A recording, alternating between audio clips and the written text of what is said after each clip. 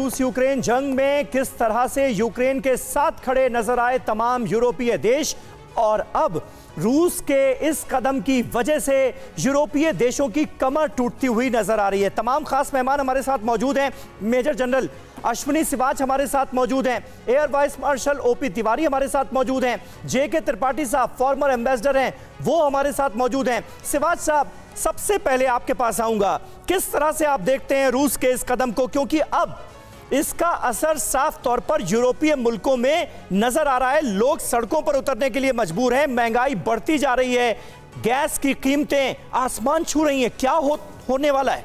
बिल्कुल, देखो सच्चाई है सभी कि जो रूस ने सोचा था वैसे हुआ नहीं। यूक्रेन की लड़ाई के अंदर उसको काफी नुकसान हुआ है इकोनॉमिकली। आज वो बिल्कुल आइसोलेटेड है और आज वो काउंटर मेजर करना चाहता है, आज वो उल्टा वार करना चाहता है, क्योंकि जो सैंक्शन यूरोप ने लगाई हैं वो कहीं ना कहीं हार्ड कर रही हैं रूस की इकोनॉमी को। और रूस के पास एक है जो सबसे बड़ा अस्त्र शस्त्र, वो है गैस और ऑयल का, क्योंकि 40% गैस और 33% ऑयल रूस से जाता है पूरे यूरोप को, स्पेशली जर्मनी, इटली, फ्रांस और चेक रिपब्लिक को।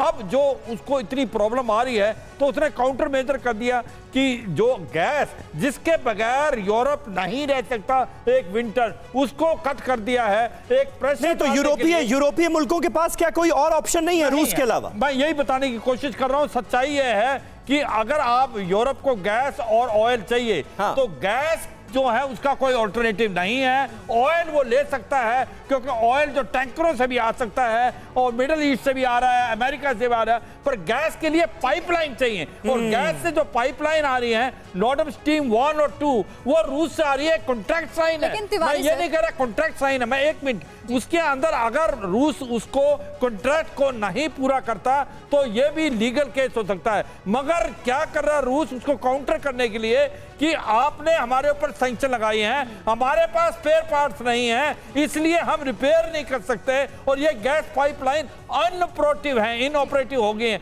तो सच्चाई यह है, अगर इस सर्दियों के अंदर यूरोप को गैस नहीं मिलती तो बहुत मुसीबत होगी, क्योंकि उसके अंदर जो इलेक्ट्रिसिटी भी गैस से बनाते हैं, कुकिंग, हीटिंग, सब कुछ डिपेंडेंट है गैस पर। तिवारी सर, जरा ये समझाइए, जो अभी बिग वॉल पर इंफॉर्मेशन मैंने दी थी जिसमें हमने ये बताया कि जर्मनी और चेक रिपब्लिक ये लगातार कह रहा है कि भाई जो सैंक्शंस आपने रूस पर लगाए हैं उसे हटाइए, वरना मुसीबत और ज्यादा बढ़ेगी और ज्यादा परेशानियों का हमें सामना करना पड़ेगा।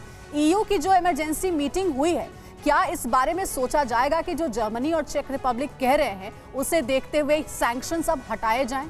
यस सर, अंजलि बिल्कुल सहमत हूँ। इसमें बहुत तगड़ा स्टैंड होगा यूरोपियन का। ये सितंबर का जो सवाल था, इसमें दोनों ग्रुप की पॉसिबिलिटीज थी। या अमेरिका ग्रुप सोच रहा था कि शायद रशिया गिव अप कर जाए सितंबर आते आते, लेकिन वो उल्टा पड़ा कि रशिया भी स्लो हो गया, उसने लड़ाई आगे नहीं बढ़ाई, बल्कि ये भी वेट कर रहा है सितंबर आएगा। जहाँ तक ये सवाल का है, जितने त्रिपाठी सर ऐड करेंगे मेरे पॉइंट पर, जितने थोड़े गरीब देश है, मीन्स कि उतने रईस देश नहीं है, उनकी पब्लिक सबसे ज़्यादा परेशान होगी।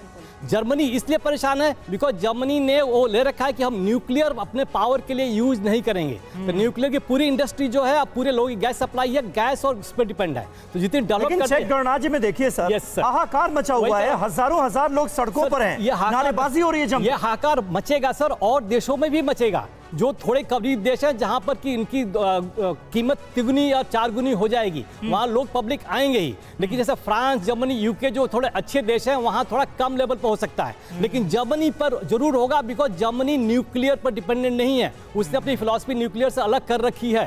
तो यूरोप में खाली अपने देश के लिए नहीं, तो अभी जो अंजलि बता रही थी, ये तगड़ा डिस्कशन होगा। एंड यूएसए जो है उसको पीछे आना पड़ेगा, एंड हो सकता है कि सैंक्शन कम किए जाए। बिल्कुल बिल्कुल, और सबसे बड़ी आशंका यही कि आने वाले वक्त में हालात और ज्यादा खराब होंगे।